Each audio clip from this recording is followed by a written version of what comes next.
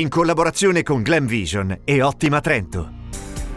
Rifiuti, in Trentino Alto Adige è differenziata al 75%, ma, spiega l'assessore comunale Stefano Fattor, a Bolzano il 70% della plastica è scartata e va nel termovalorizzatore.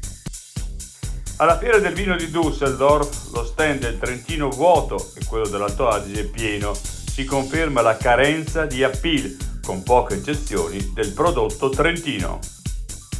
Un elicottero dei soccorsi precipita sul Monte Rosa durante il salvataggio di una persona caduta in un crepaccio.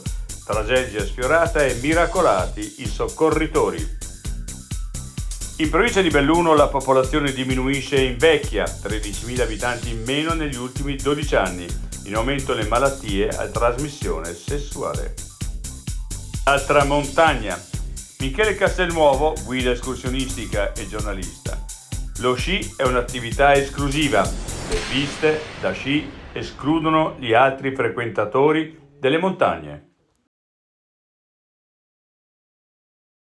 I difetti visivi sono tanti: miopia, astigmatismo, ipermetropia. Il pregio è correggerli con occhiali davvero glam. Con Glam Vision puoi prenotare l'analisi gratuita della vista e poi sfoggiare i tuoi nuovi occhiali che possiamo creare per te. Scopri di più su glamvision.it.